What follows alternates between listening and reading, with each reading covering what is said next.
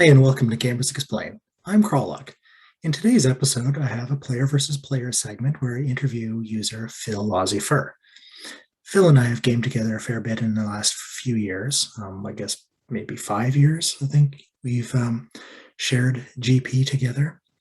And so it's good to connect with him and have a good chat. The topics that we covered include engaging players and GMs, as well as player-facing mechanics and who should roll and when. We also talked about learning new systems and using GamersPlane to do that, the advantages and pitfalls. And the other thing we talked about was drawing inspiration from the real world in order to craft your own role-playing game experiences. Following the interview with Phil, I have a meme of the week. Then I have a QQ&AA, or question and answer segment. Qralloqian lore, a short tip and trick to using GamersPlane, in this case using the dice roller. And that will be about it. So I hope you enjoy my interview with Phil, and here he is.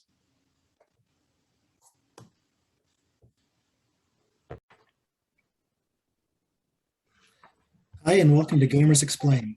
This is Qralloq, and I have with me Phil Fur. Hey, how are you doing? I'm well, and yourself? I'm doing pretty good, yeah. I think we've played a few times together over the years. My recollection is mostly World of Darkness games. I think you might have run one. Did you in New Orleans? Oh, I don't think so. No. Okay. It's possible. It's possible. I'm Just getting old, so I forget things. yeah. No, maybe not. I'm definitely old and definitely forgetting things. I keep meaning to keep a list of all the games I'm in, and then I could study it later. Right on. Yeah. So, how long have you been playing tabletop role-playing games? Um, that's a good question. I guess we probably don't count dead time where we weren't actively engaged in the hobby. I have a decade of that, so So I uh, I probably did it for about 8 years, 9 years, and then set it aside, and then came back to it probably about 10 years ago, and I haven't looked back since. I just kind of kept going with it, regardless of whether or not I have an actual group to play with, or it's just or if it's play by post. now, how did you find the play-by-post um, whole genre? Um, so it's funny that you actually mentioned World of Darkness because it was World of Darkness that led me into play by post. Okay, so to answer your question, I came over to play by post gaming actually through World of Darkness, which is funny that that was what you mentioned because I do have a soft spot for World of Darkness, even though I find I have very little experience with it, at least not as much as I would like. It's always one of those systems that I want to spend more time with, but never feel like I get a chance to. And in particular, the game that I found play by post with was Wraith: The Oblivion, which is one of those things that is often I'd say it probably falls in that category of critical success and commercial failure. Yeah. Uh, the game is, in my opinion, it's brilliantly conceived, but it's almost, it's like you'd rather have a root canal than try and find people to play the game because it's just so impossible. Uh, and after playing in that for a while, and not disliking the game, but not necessarily having a good time with the group of people that were playing it, um, I stumbled across GamersPlane and signed up, and I've been on the site for pretty actively for about 6 years. Yeah. Yeah. Wraith is we played it sort of once. We were playing a vampire campaign, and one of the players took a haunted flaw. Hmm. So the GM's like, I'm haunting him with a wraith. And then he picked like two of us, and we actually played the wraith shadow of the. So we were constantly giving the wraith a bad advice. It was a Right lot of on. fun. But that was really the only time I've ever managed to touch the Wraith system itself. It's a book I've had since I started, for 20 years at least. But Yeah. like you said, it's hard to find a game. It's really difficult, and it's really too bad because it really is a well designed system. It's really clever, really ahead of a lot of other games, and as far as the stuff that it incorporated. But hopefully, maybe someday, I will actually put something up on Gamers Plane, and I'll just make it happen. Yeah. What about you? My first role Yeah, playing for coming to experience. yeah for coming to play my post. Um, I have no idea. I've been trying to think of this, and I think I found it through Twitter. It might Mm, have been a user like s1e09 or somebody who just echoed Rohit's post, and I don't know how I found them, but back at that time, I was just devouring any kind of online role playing content. mhm. YouTube channels like Nerdarchy and Questing Beast, and just you know dozens and dozens of these. And then I found the play by post thing, and I shelved all the podcasts and the YouTube channels, and found a good place to park. So, Yeah, I empathize with that statement. yeah. So one of the things I've tried to ask people is, with I think limited success, is do you have any like memorable stories about things that have happened on Gamers Plane? Yeah, it's a good question. I guess if I were to walk away from Gamers Plane right now, one of the things that would probably stand out to me is actually the evolution of the site itself. Because when I first joined it, there weren't that many people on it. I mean, I certainly wasn't the first. Like, I'm not going to pretend like I'm like the last through the gate type of person. It wasn't like that. There were definitely other people very active on the site before I got there. But in the time I was there, it was mostly Kellett who was responsible for the site, who made the site and basically turned it over to the players. And since then, it's quite remarkable to see how the community around the site has evolved. I mean, there's right now recording this YouTube video session about gamers on the site. There's people who have volunteered time to chip in to code things for the site. There's people who are actively engaged in trying to find ways to create like technical manuals to help people understand how to play the games better.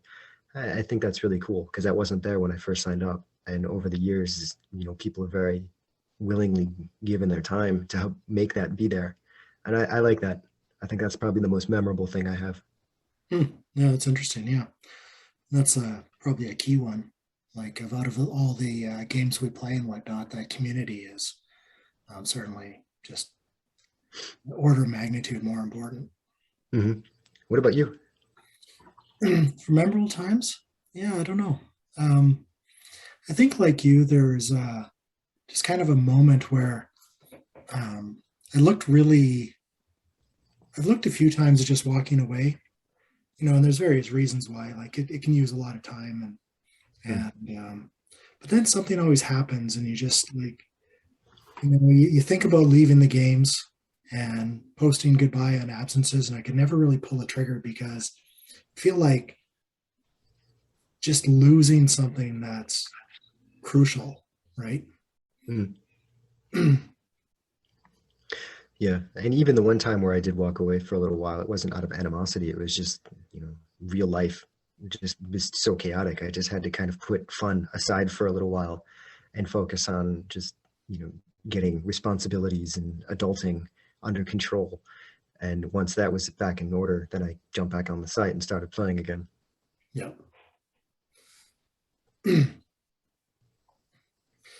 So we talked a little bit about Wraith, but do you have like a big dream game that you were kind of looking for anytime you think about the future of GP and what you're doing on it?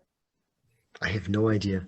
Um, I have to say that as far as gaming is concerned in general, I'm kind of an omnivore. I don't have like I don't know that I have a preferred system. I have particular games that I keep going back to because I enjoy playing them. But I really like to learn new games and I like to see how people treat different things in different games. I think it's really interesting. For example, a game I'd really like to try right now that I have not played yet is Pathfinder 2e. And it's almost going to sound, this might even sound like a ridiculous reason for wanting to play it, but the reward system is really interesting to me because it's DC based. So you get experience for correctly uh, hitting a DC check on a task. And instead of just, killing monsters.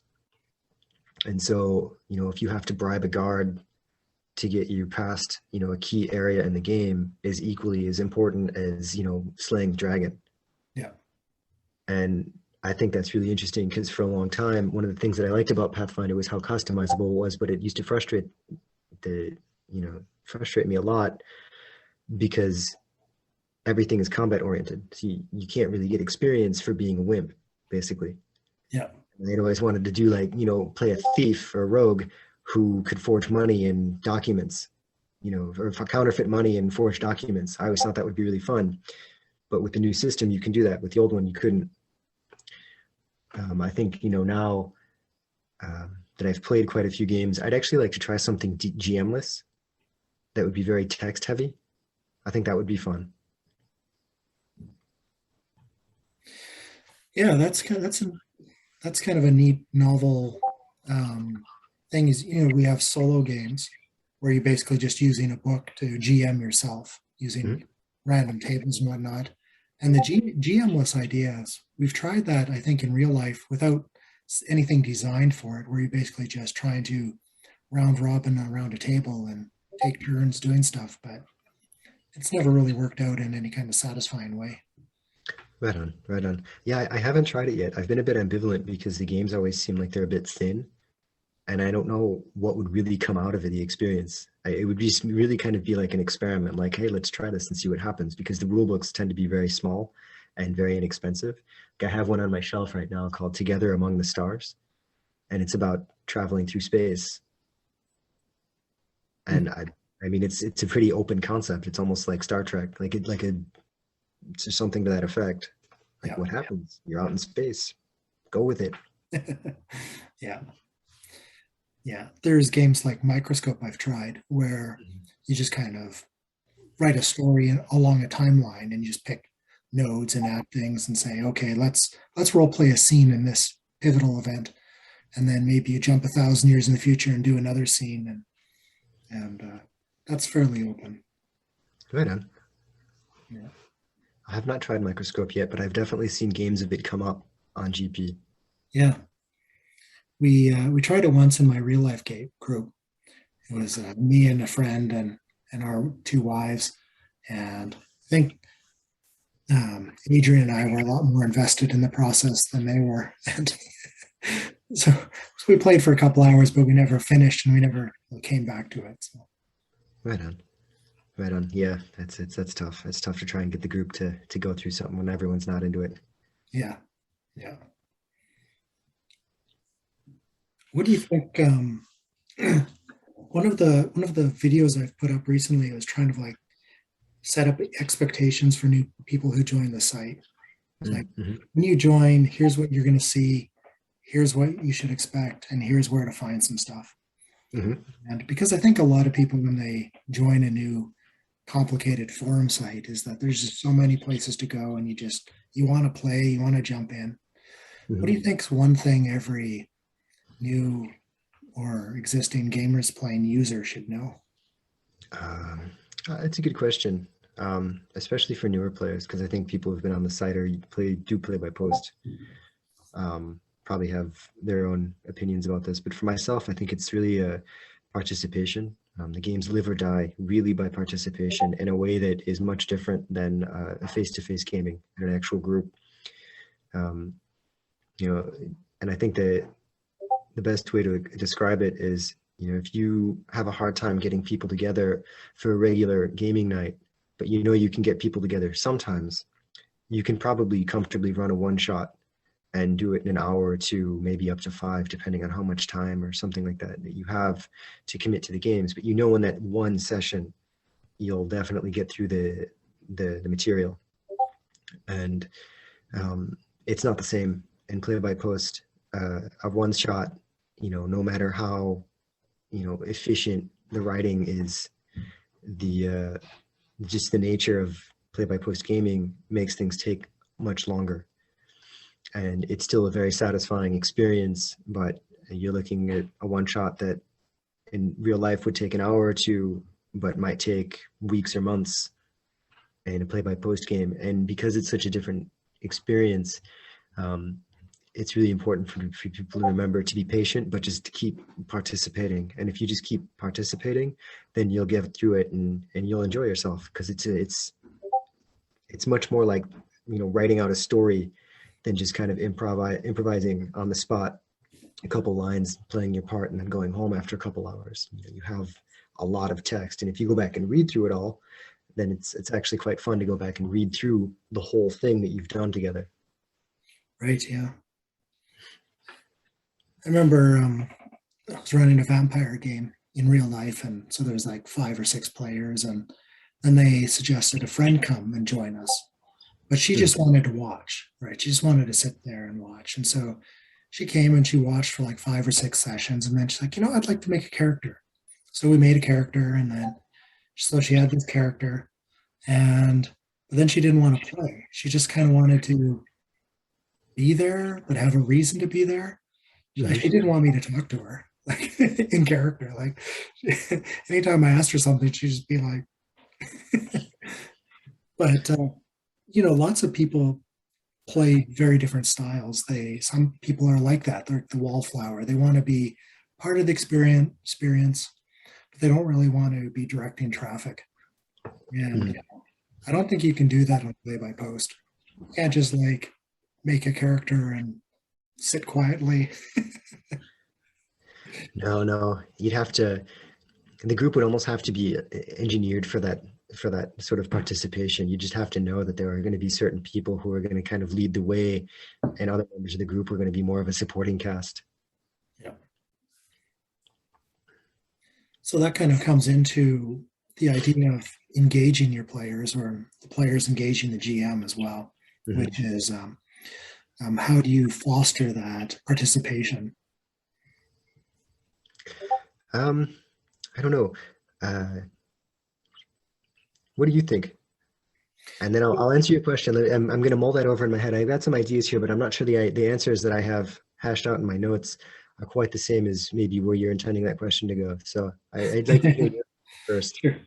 Okay, so I think my first note on this was to really kind of define how we would measure somebody being engaged. Like, what does that really look like? And for me, that means that when a post comes up, then the next person or the group of people are looking forward to adding to that story, right? They're not just going to react blindly like, oh, I look startled, but they're going to further that. They're going to continue it and help build. Yeah, no, this is definitely not what I wrote down in my notes. Okay. Well, So, neither of us is right, but both of us are. So I think in this respect, I think the most important thing is to try and make sure that everybody has a voice at the table. It doesn't really matter how much of a voice, like how big of a voice it is, but just that everybody gets a turn to be the person speaking. Everyone holds the conch shell, so to speak, and that you can kind of move around the table and make sure that everyone shines in their own particular way. This doesn't necessarily have to be succeeding on an amazing skill test. It could just be, witty banter. Some people are just really, really good at that. And I think that would be probably the first thing that I would try and ensure, is that if I'm running the game, to be moving around the table, be it virtual or in real life, to make sure that everybody is having an opportunity to participate, or even just doing it to make sure that they're not drifting away and playing with a smartphone or anything like that. Yeah. That's a good one. Yeah. How do you sense that in a play-by-post game? Yeah, that's tough. It's a little bit different because you're not actually there, so you don't get an opportunity to read body language. So you can't actually see a person physically withdrawing from what's happening at the table and engaging themselves in something else. In a play-by-post game, it usually happens where if the posts really start out elaborate and very well thought out and very involved in what's happening, and then over time start to shrink, and they get, and then they start to become less frequent, then you start to see the player kind of pulling away, and it could be for any number of things. And so at that point, I've tried in the past to try and shift the game onto that player, so that everyone's kind of focused on that particular player to kind of draw them back in. I'm not trying to force anyone. Like, I don't want to, like, no, you play. But just, if they're still expressing interest in the game and still want to participate, then trying to redirect the game towards them exclusively. So do you work with them on developing their own backstory, or just bringing that to the foreground, or about focusing on what their characters are particularly good at? No, I have to say that I'm not big on. I think it's important for people to have a backstory, but I think how I suggest people have a backstory is probably far less elaborate than other people do. I don't like it when people have, pages and pages of notes about, who their character is and where they came from and this, that, and the other. I really don't care for that at all. I actually think it's much better when they have just a skeleton to work with, because I find that the longer you play, the more the character comes out, and it doesn't really have anything to do with all of those notes. Usually it can veer, it often veers so far away from those carefully crafted notes that it almost seems like it wasn't worth their time. So I try not to ask people to do stuff like that. What I really try and get them to do is think of little things like, where are you from? Why did you leave? What is your purpose, in life? Little, just, can you answer this in just like a sentence or two? And get things like that. And then as the game goes, when I'm trying to get them back involved, rather than try and incorporate their backstory, I will do that, but I will also just try and redirect the action in the game completely around them. So it might be about a backstory, but it might also just be trying to create encounters where they have no choice but to take the lead. Right? Like, they might have some special skill set that really complements the game in a particular way, and we need that person to be responsible for the group. Yeah. Like, give them a moment to shine. Exactly. And I think it's important to have backstory at that point, but I really like to see the backstory come out as the game continues. One of the things that I find that where, I play a lot of games, and so I'm somewhat aware of my own behavior in a game. And so when I notice that I'm not really as engaged, like I'm not reacting quickly, or not really paying attention as much as I should, there's generally the reason is that my character doesn't have any stakes that really matter. Like, if you're on a journey and you're going to go from one town to another town, but you could go anywhere else and be just as happy, then there's nothing driving you forward, right? There's no tension. There's no motivation. And so I think defining for your players stakes that matter to them and getting them invested in that is primary. Because once you've got that, then they're going to drive towards the goal with or without you. Yeah, I think that's a really Yeah. But what I was trying to say before I was muted unintentionally was I think that what you're saying is actually a really good idea. Just giving someone, say, like if you nothing else, just give me an objective. Like, what motivates your character? Yeah, that's built into a lot of role-playing games where they want you to define that as part of character creation. Like, what are you trying to do? And I think that's artificial as well. Like, because you got 4 people at the table, you can have goals that just aren't equally satisfying. right? I mean, I'm not. This isn't to malign a game, but it's. I saw this in a game. It was a Powered by the Apocalypse game, and I can't remember the name of it now. But it was I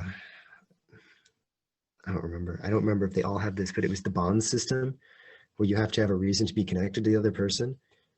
And I know these are very loved systems. So, for anyone out there who might be watching this that loves these games, please don't hate me for criticizing them. But I actually don't like this because I feel like it's like you enter the game with like a contract with someone else at the table.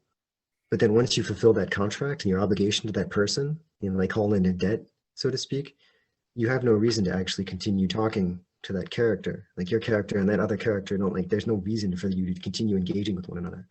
And I always feel like it's a weird way of trying to facilitate interaction because it just seems so, I don't know, so limited. Right. Yeah, short term. Yeah.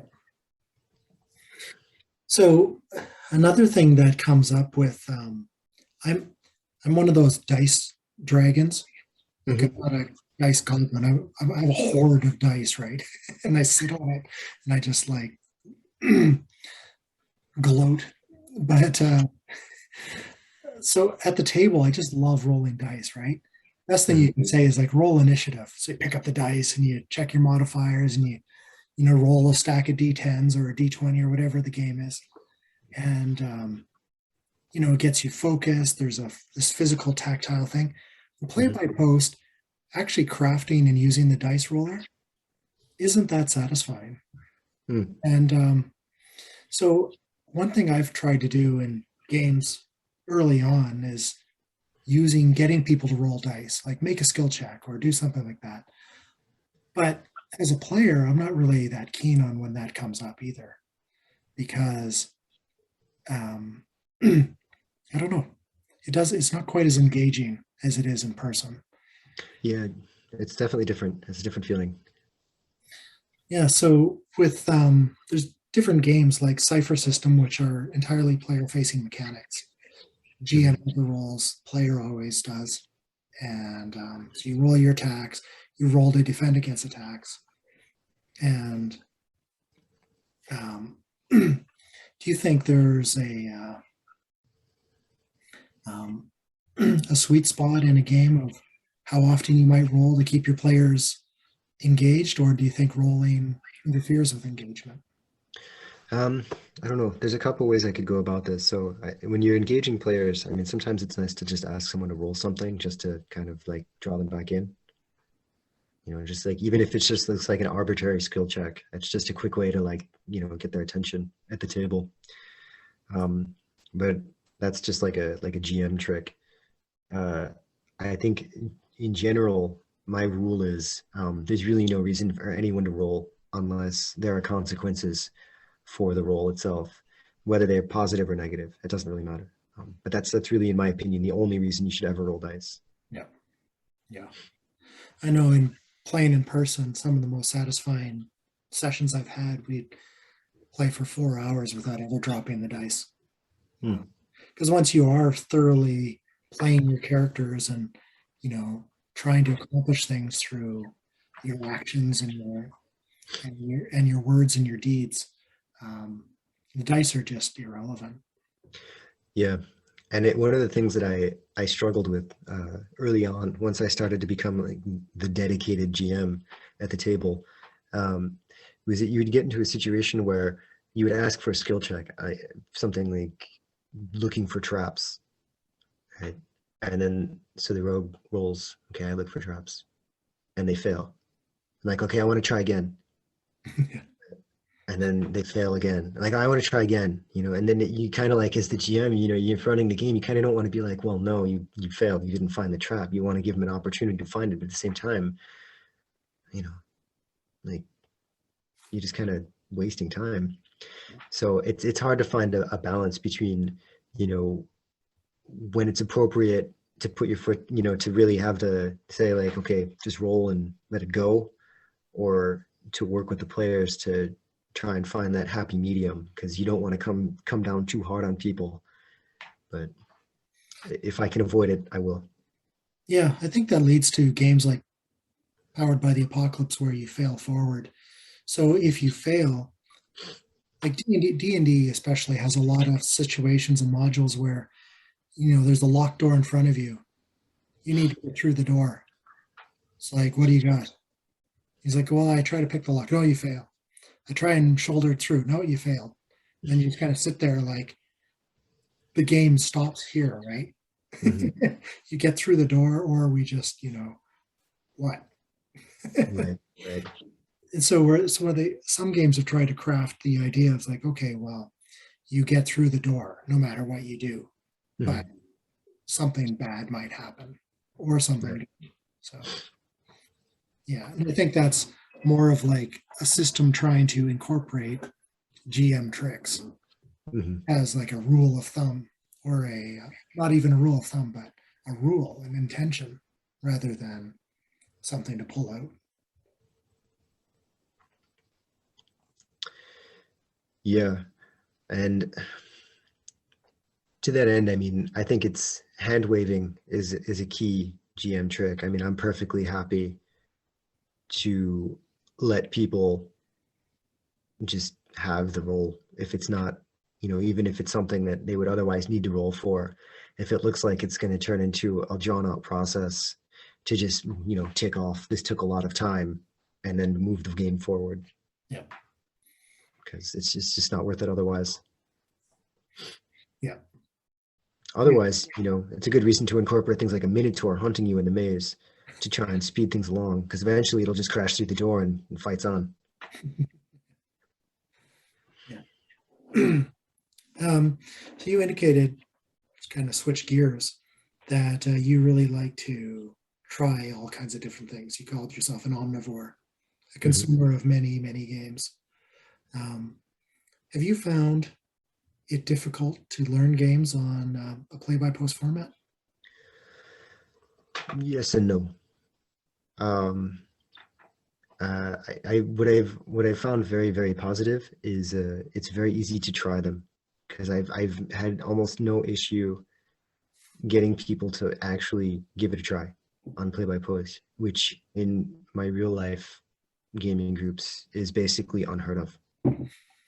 I've never I've like play by post has been amazing, and that people are just so open. Like, you guys want to try this game? Yeah, let's do it. There's just no resistance whatsoever, and in that respect, it's frankly it's glorious because I can basically propose anything I want, and I'm almost certain I'll find someone to play with. Um, to that end, though, sometimes the games themselves don't carry over to the medium particularly well, so that can be a bit of a challenge that has to be negotiated. Yeah. One of the things I find with play-by-post is if you're learning a new system as a player, you kind of have to touch the system Hmm. routinely. Like if in play-by-post, if it's once every 3 weeks, the GM asks you to make a perception check. You're like, what was that again? Like a D20, just roll it. I'll tell you the results. But so because the game is so slow, that the GM's going to learn it faster because they're basically coaching through people. But players are going to have a harder time because they're just not actually accessing the system very often. Yeah, that's true. And it's funny that you mentioned that because I know that myself. I have physical rule books here on a shelf next to me, and I know that when I'm playing online, in play by my post games, I'm almost more apt to go to an SRD online than I am to pick up the physical book next to me. I don't know. So maybe it's just laziness. I just can't be bothered to move that, like, half meter to the right. But uh, it's a different experience also using a rule set like that than it is to go and pick up the physical book. And yeah, it definitely plays into what you just said, that it's you need the constant engagement to help you learn the system. Yeah. One thing I try and do, because I'm, a martyr or a masochist, is I like to try and do unusual things. And what happens is that, if it's a system I'm completely unfamiliar with, it's like we're playing Shadow of the Demon Lord. It's like, okay, I want to grapple a guy and steal his wallet. Okay. And then you're like, there's probably rules for that, and they start flipping through the book, right? And Yeah. start or the PDF, and that process of trying to find to do something that's not really intended just kind of walks you through a whole bunch of different thought processes in the game system, and so for me, that's one of the tricks I like to use is try and do something hard, and the easy stuff will make more sense. Have you had much success learning new systems on GP? Oh yeah, yeah, yeah. I play a ton of different games. I'll play anything, and as long as the story is compelling, and generally I'll even run games without knowing them at all. Like I'll Hmm. just launch a game, and then I've never opened the book, right? And start flipping through it, and it's like, okay, well, how do I roll initiatives? Like, oh, I don't know. Let's go through.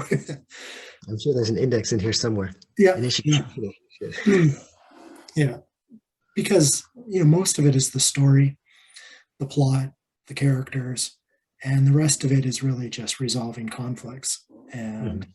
but same token, if you're learning a new system, you want to touch it, you want to experience it, and Mhm. use it just for that learning process. So Have you found that I don't know if this is your experience, but have you found that when you learn a new system on Gamers Plane and the Play by Post uh, forums, that it feels the rules, like the rules themselves seem to matter less? yeah, I think so. And maybe there's a psychological component. If you're sitting around the table and the players have all put out their piles of dice, and they got their bowl of chips and they got their or crisps, and and they got their character sheets, and they've carefully maybe even drawn something. Hmm. They're staring at their character sheets, right? And you feel like this compulsion, like they want to use their character sheets. They wrote all these, abilities and skills, and like you need to feed that. Mm. Yeah, yeah, yeah, but definitely. but you don't see that in a play by post, right? The character sheets are all hidden from view, Mm. easily accessible, but nobody's really staring at them. No, no, no, it's definitely not the same. Yeah. So when you look to run a new game, are you and try a new system? Do you have something in mind, like you really just want to play that rule set, or do you have to find yourself inspired to tell a certain kind of story, or what's that Um, what's that process like for you? I guess it depends. If it's a brand new game, uh, probably I'm just really curious about that particular game. If it's material that I've put together, then it's more exploring the idea and the inspiration. Uh, so I guess both, really. I think when I picked up 13th Age, the first time I ever touched the game, just like you, I was like, yeah, I've got this book. I want to play the game. I'm going to run it. I have no idea what I'm doing, but hey, let's make it happen. It was definitely like that on Gamers Plane, and it was really just because I'd only read good things about the game, and then I got a PDF copy of it, and it was I really liked the book, so I just wanted to make the game happen.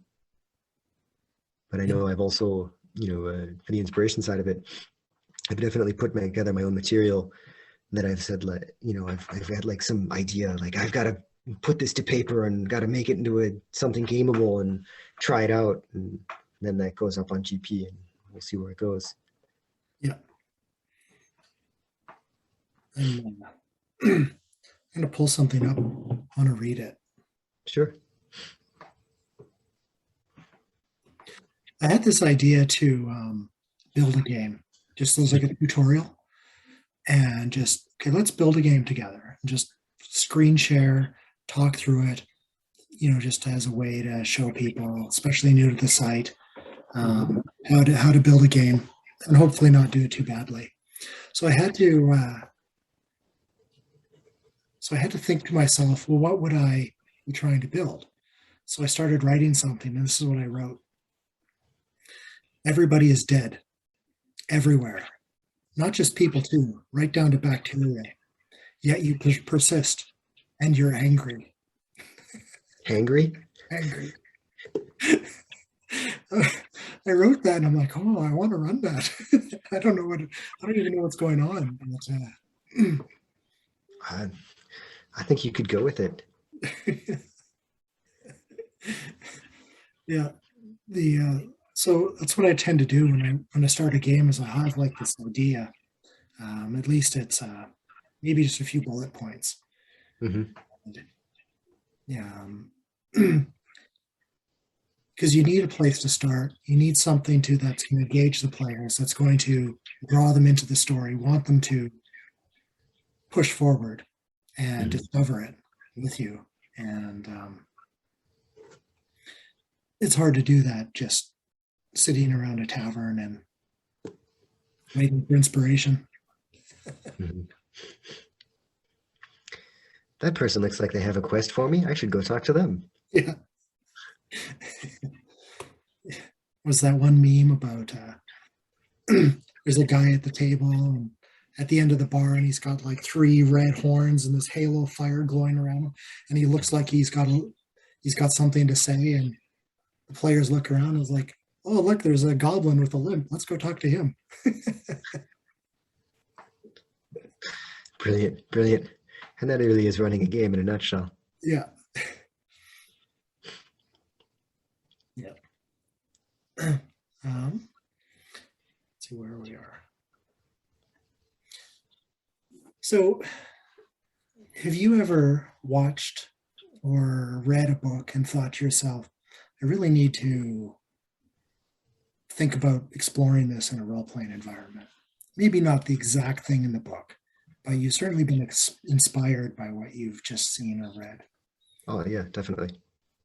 Probably not the books. I actually wrote up a whole setting, but probably not the kind of book that I think a lot of people would look to for inspiration. It comes from anywhere. Yeah.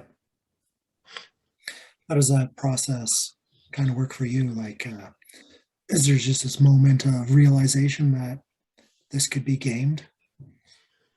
Um, I don't know.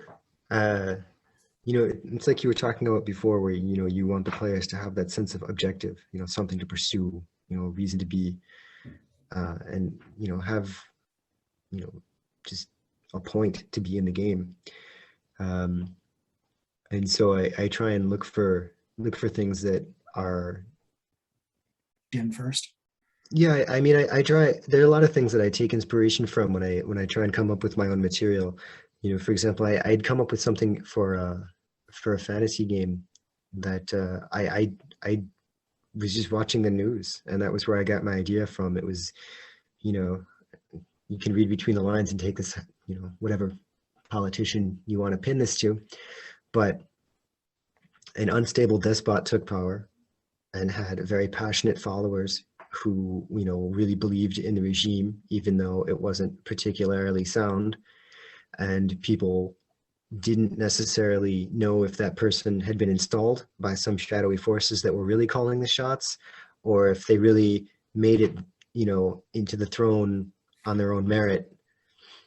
And this is the setting that the players find themselves in. They can ally themselves with the passionate followers and try and shore up the regime. They can go explore, the shadowy powers behind the scenes.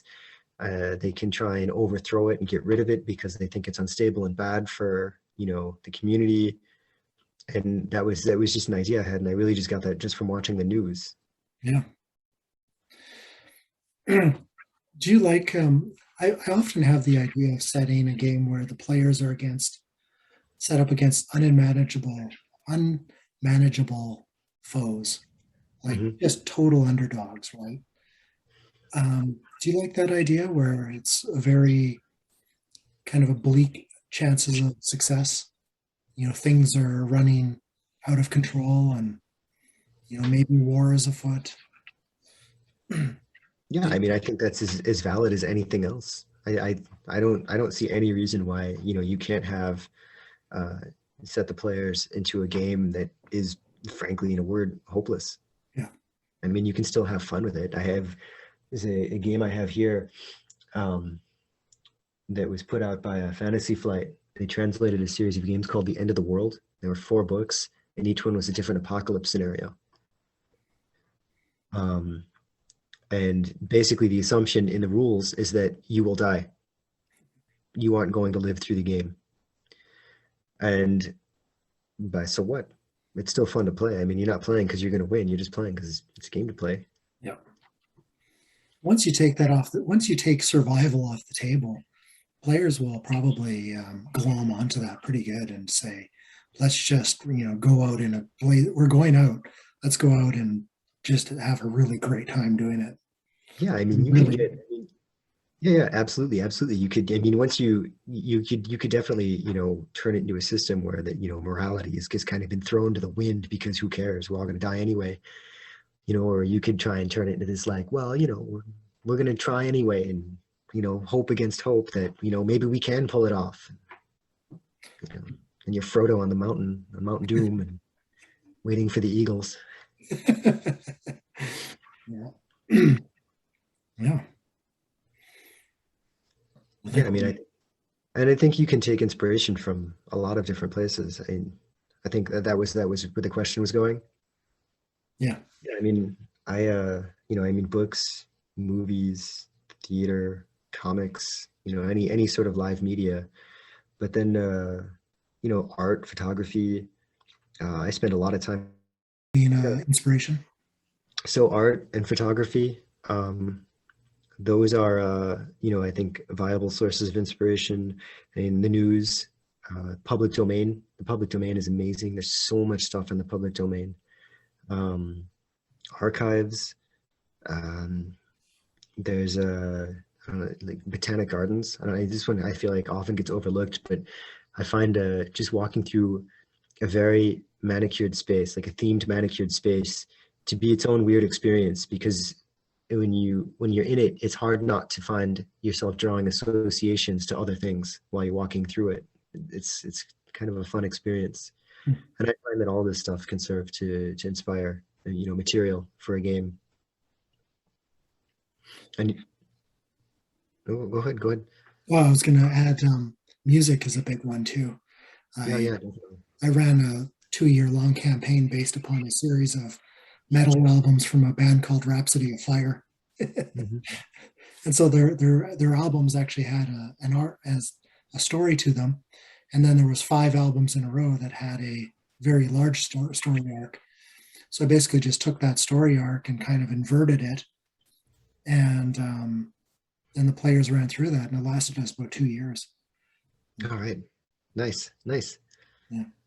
Do you find yourself doing stuff like that a lot, or do you look for? Is there some place in particular you look to draw material from?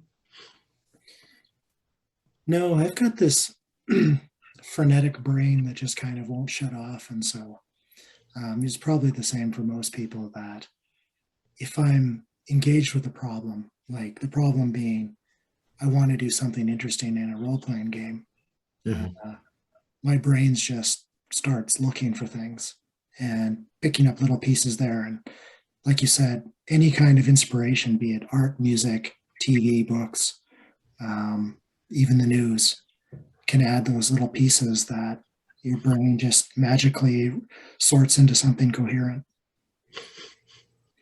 Yeah, absolutely, absolutely. Which is hard to distill that process into a 6 page PDF to. Now that's what editing is for. Yeah. Some people do that though. They have visualization tools or flow Hmm. charting or they'll do scrapbooking or something like that as a way to put all these ideas together. Like maybe you've got the big cork board and you just put various things on it, and then you can like tie strings between various things, and pretty soon something entirely unique pops out. Do you have a preferred method? No, mostly I think of stuff while I'm trying to do other things that I'm supposed to be doing, like sleep. Sleep is for the weak. That's right. Yeah. Yeah. I mean, for myself, when I start getting ideas, I probably just, most commonly, it's probably not the only thing I do, but most often will start with an outline and then just keep elaborating on the outline until I can get it into something that looks like actual blocks of text that I can share with people. Yeah, and I think an important part for role playing games is you need to have a good idea of what the players are going to do Hmm. and why they're going to want to do it and why they're going to have fun doing it. Right? Hmm. Um, Nobody wants to play tax code, the accounting. I, you know, you say that, and I guarantee you, if I looked, you'd find a game. You'd find a game on tax code. Yeah, 9,000 pages of IRS. I'm sure there'll be international supplement books. You know, the Canadian tax code, United States tax code, Swiss tax code. You can take it as far as you want, really. Yep. Save that as a project for another day. Yeah. I know. Yeah. Well, I think we're getting close to the end of our time. Um, Anything else we kind of talking about that we haven't yet talked about? I don't know. I think we hit on all the bullet points from the notes that we'd exchanged. But I did want to ask you another question about new games, learning new games. Is my one last question I have for you. Yep. Is do you find it hard once you get to sink your teeth into a game um, in play by post? Do you find it hard to keep going back to that well? You know, to keep going back to it and keep playing it. Oh, good question. Yeah. Well, one would think so. If you're always trying new things, maybe you just haven't found the right thing yet. But I don't think that's the case. I think there's quite a few games where I'll get out, I'll try it, I'll play it, and then immediately I want to play six more of these. Like Savage Worlds is a good example of that. Um, Green Ronin's AGE system. They've Mm-hmm. just got some great games around their, Dragon Age, Blue Rose, The Expanse, Hmm. and Savage Worlds has got just a ton of unique little settings. But the game itself, I think, hits enough right notes to me that I just keep wanting to play it. And so I think the itch to try things is at constant war with the itch to revisit old favorites. I've said in other videos that in my real life games we play D&D like every second game, Hmm. and it's hard to get players to buy all kinds of new books to try a system, but and so maybe D&D just serves as the books everybody has, but it also is a good game. Like it scratches a lot of different itches. It and people really like enjoying in my circles. Just we all love playing D&D, and so we just keep playing it again and again. Right on, right on. Yeah, it's really easy to get a group of people together for D&D in almost any edition, really. Yeah, yeah. We play Vampire and then D&D, and then somebody else wants to run something, so we'll play maybe Feng Shui for a while, and then go back to D&D, and then we slowly try new games, but Hmm. over decades rather than weekends. Right on. Yeah. What about you? Do you keep coming back to old favorites, or do you keep looking to just mostly try only new things? No, I've actually I think I've built up a fairly reasonable, a respectable stable of games in my collection. Um, and to the point where what I'm trying to do is finish working my way through the stuff that I've purchased. I've worked through a lot of it, not all of it. Um, but there are a few games that I like to go back to that I've really enjoyed playing. Savage Worlds is one of them. 13th Age being another one. I've really enjoyed 13th Age. I've never really had a bad time with that system. And just to those are things that I keep going back to. I'd like to. I've actually wanted to try playing some more lightweight fantasy games. I've had that inkling to see what that is. Compare the experiences to, more robust rule sets versus things that are, much smaller. Yeah, yeah. I tried a game last year called Maze Rats. The whole Mhm, thing is like 6 pages, like the whole game. That includes mhm, character creation, all that kind of stuff, gear, and so it's really simple. You just create this character with a few different roles. It's brutal fantasy, so you're gonna die at some point. Then you just roll up another character, which is super easy, and keep going. right And on. yeah, very rules light, but it doesn't really, when your characters are dying that fast, it doesn't really, you know, make you want to keep playing, I don't think. Hmm. Yeah. I could see that as being kind of more of a diversion type game rather than something that you're going to try and stretch out into, weeks and months of gaming. Yeah, yeah. There was a movie, I can't remember what it was called, um, Darkness Rising or something like that, where Mhm, this guy has a bard. And this, they're all, so the movie is that they're playing D&D, but they're live mhm. action role playing, sort of. And so this guy has his bard, and the bard dies. He's like, make a new character, and he just makes another bard. And then pretty soon there's like this stack of like 50 bards. And then the players are like, quick, hide behind that wall of dead bards. Anyway, Right on. Right on. See, it's practical. yeah, yeah, Wall of corpses. yeah. Yeah. Well, do you Sounds have any suggestions for what I do with this YouTube program? I didn't prep you for this one, No, but you did not. one of the um, I'm pretty happy just having these conversations, and we do get through some pretty cool material, like these little focus topics to help ourselves and other people navigate through some tricky landmines about game science. Like, what are we really trying to do when we run a game? It's, have fun, and how do we do that? Mhm.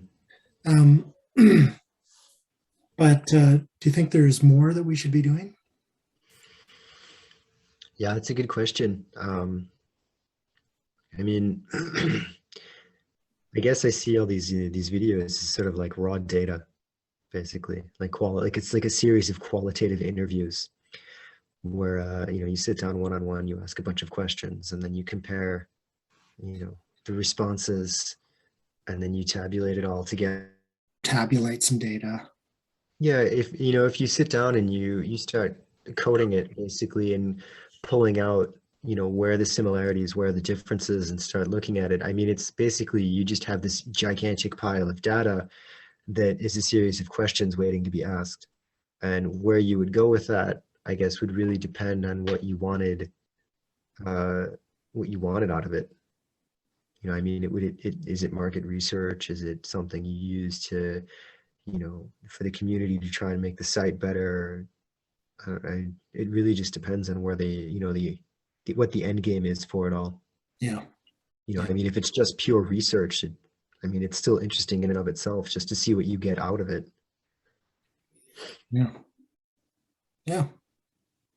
I mean, on that same note, I mean, just today I was looking at the thread, what's your personal appendix N that went up on GP, and there's actually, for as few posts as there are, there's actually a fair amount of overlap in what people draw their own, where they've taken their own inspiration from. I mean, I swear, I think like, I don't know how many people have posted saying like, yeah, I basically agree with all of this. Yeah. And I mean, to me, it's quite interesting. I actually, and I'm not exaggerating when I say this. Like a few weeks ago, I was just talking to my wife about you know, like the aesthetics of this subculture, and what people are into and why and how that impacts things. And I mean, I personally find it interesting, but again, I don't know what an interest other people have in that. So Yeah. One of the things that really interests me about tabletop role-playing games, and a subset of that being play-by-post, is how it actually works on almost a scientific level. Like, what are we really doing? How are we doing it? And is there a way to measure that? I don't know. It's too broad to get into, but like you said, it's just like a big collection of data I'm going to mull over in my head. But yeah.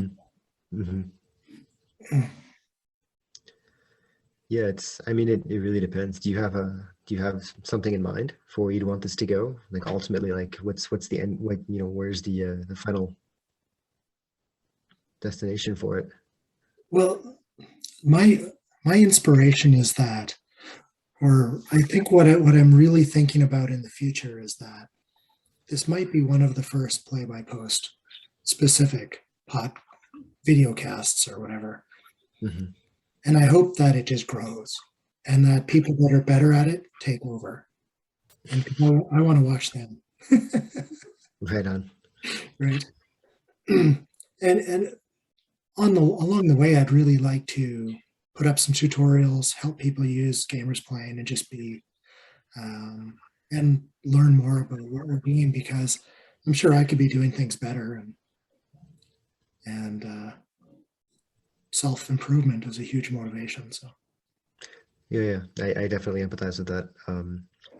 I you know, I think the more you run games and the more you want to run games, the more you want to do it well. I think there's this probably, I'm sure there's something to that. There's probably some sort of cognitive process at work there where these two things complement each other. well, if you've ever run a game that's just failed, like you just realize at some point that you messed up. Like hmm Right. you maybe you just mailed it in, or maybe you just misread your players, or maybe you were maybe the whole thing was just dumb to start off with, and so the game just kind of peters out, and you get to a point where, like, is anybody having fun? Should we just call it? hmm That's a bad day. It's a day that comes with a bunch of relief that you get out of that project, and you don't want to you don't want to do that again. No, no.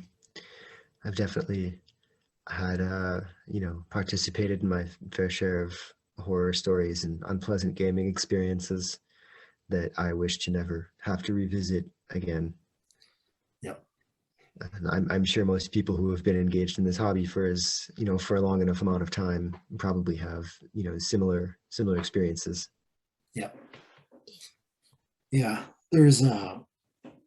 There's good ways and bad ways to do things, and sometimes you kind of feel like you're cataloging all the bad ways. God, I hope not. Yeah. Right on. Well, thank you very much for joining me, Philosopher. I am Qralloq, and this has been Gamers Explain. Thank you for having me.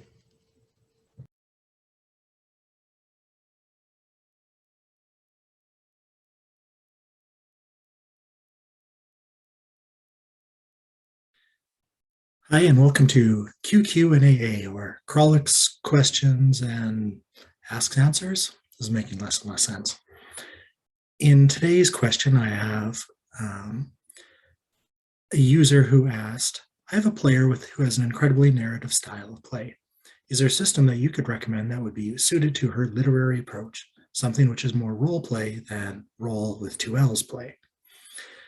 Right. That's a pretty good question. And it's central to the idea of which game you're going to play in the first place. Various games have mechanics that support or hinder um, the way that you want to role play. And for example, a game that is essentially just a tactical board game like Battletech or Blood Bowl is probably quite easily gamed and role played throughout, but there isn't really a lot of support in there for encouraging and promoting narrative play. Similarly, other games include penalties for any kind of imagination that you might have. I've long been a proponent of Feng Shui and its sequel, Feng Shui 2, or Feng Shui. And one of the rules in Feng Shui is that if your attack is boring, like you say, I punch him, your attack is, easily dodged. So you take a penalty on your hit for being essentially boring and predictable. Instead, what that is meant to do is to promote a more narrative style of combat. For example, you might say, I grab a frying pan and feint with it, chucking it at their head, and as they move aside, deliver a flurry of blows to their solar plexus. Essentially, you've just done the same thing. You've made a punch attack. However, it is interesting, and it gives you some space to use the environment that the GM has set up. I've mentioned before, you could run up a pillar, jump behind somebody, and then kick them in the back. That's a regular attack, right? There's nothing special about it. You don't need to take any penalties. In fact, imposing any kind of penalty on some kind of narrative action discourages folks from using such narrative styles. But it doesn't just lend to combat as well. If you have a system that is based entirely on skill checks, and there's lots of those. Call of Cthulhu is a skill-based system, as is Dungeons and Dragons and Pathfinder. And you can interface with NPCs by rolling persuasion or diplomacy or whatever the skill that you're going to use is. You make perception checks rather than actively looking around. DMs can definitely fall into the trap of encouraging skill rolls. I mean, after all, you've got all these skills carefully recorded on your sheet. You should get to use them, right? To an extent. And where that gets in the way of narrative thinking is that if you instead role play, even in general terms, like I ask the guard if they know where the nimble right went, the GM can respond with, well, make a persuasion check. Or you can simply take into account the character's natural persuasion and color your response appropriately. Don't always make them fail, but maybe make it harder if they're less persuasive. You want to give the information away, likely. So put a little effort into making it a role play experience rather than a roll with two L's plays. So the question is, what systems are capable of handling that? Well, we talk on this show periodically about Powered by Apocalypse and other fail-forward based systems where you roll, and if you meet a certain threshold, you succeed as intended.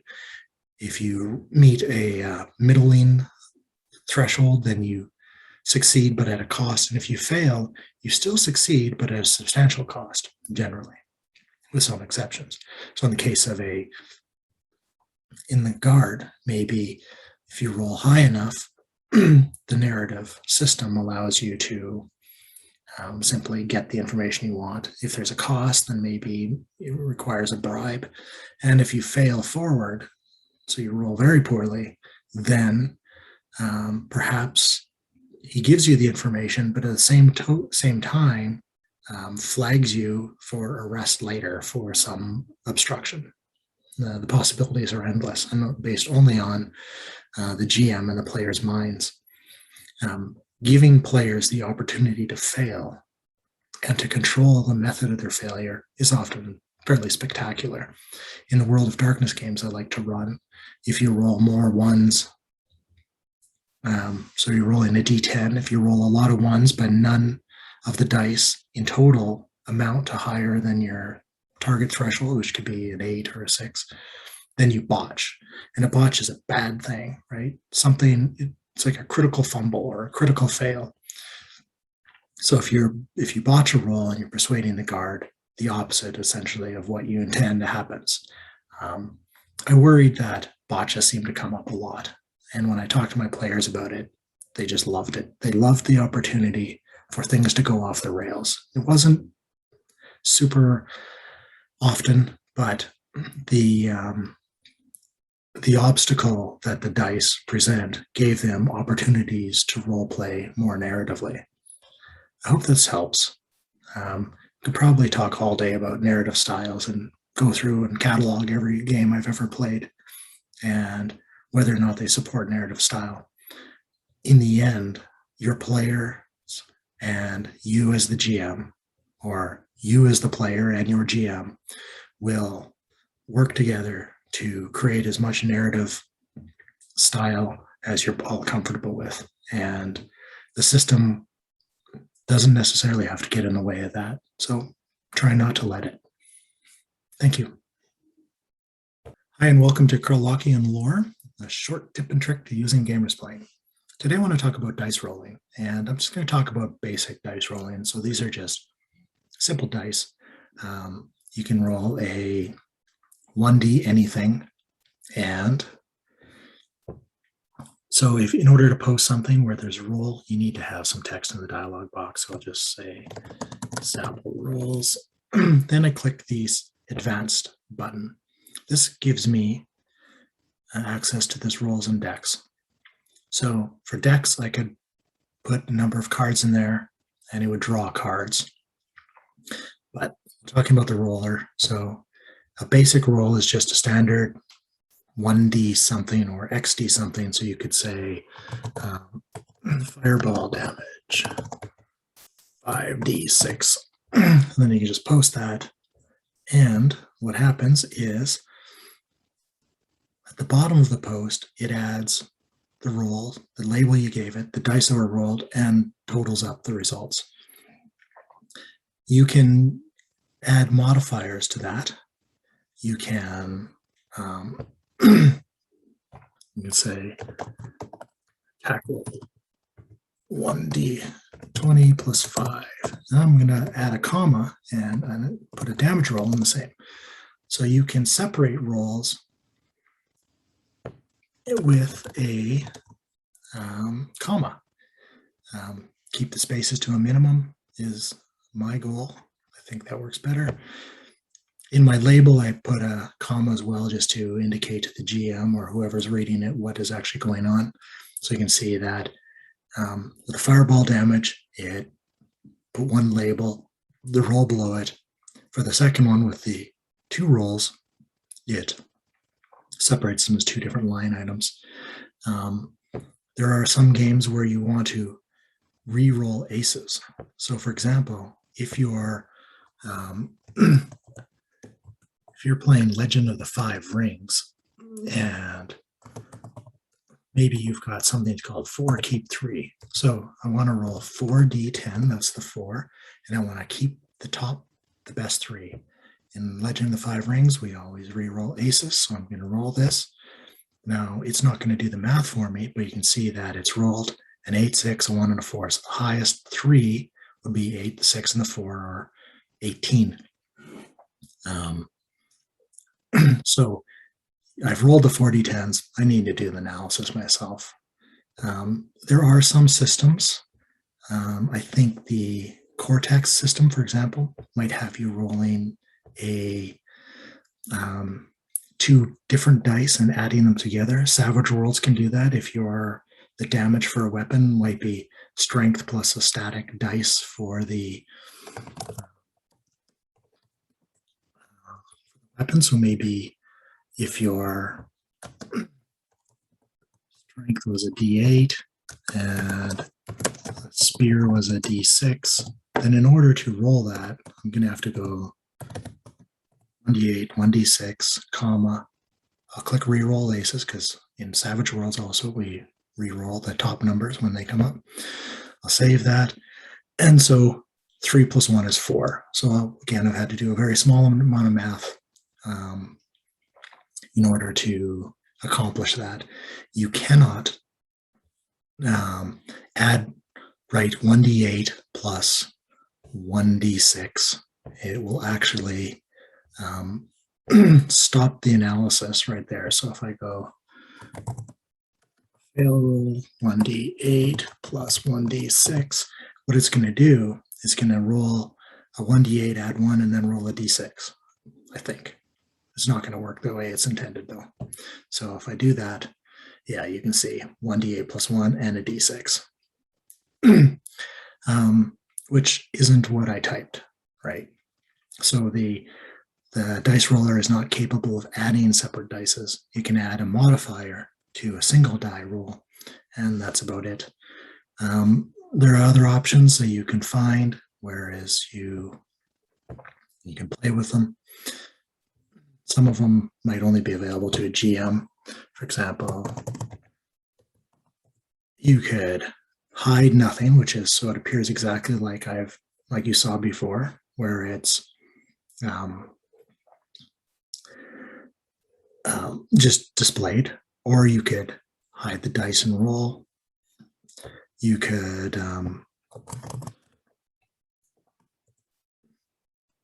hide everything. Now, if you hide everything, only the GM will see the results. So it's hard to see this, but you can see that the hidden dice and roll is a test, and the things in gray have been hidden. So it shows that there's a test. It doesn't show the results or what you rolled. With everything hidden, everything's in this kind of a light gray, which is probably hard to see on video, but it's a light gray, and so another person looking at it would not see any of see that anything had been rolled at all. It'd just be, there's no roll attached to this. So that's useful for,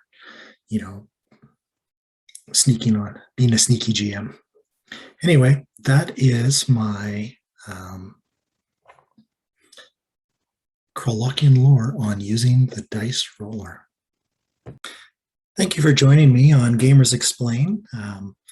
I'd like to thank Phil Ozzie for joining me and for sticking with an interview that had a few technical glitches. Hopefully we ironed some of them out, other than the random beeps that occurred in the first half or so of the video.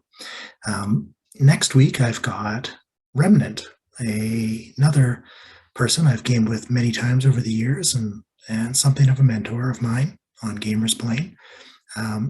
We have a lengthy, hour-and-a-half long gonzo conversation about all kinds of different things, and really looking forward to sharing this one with you.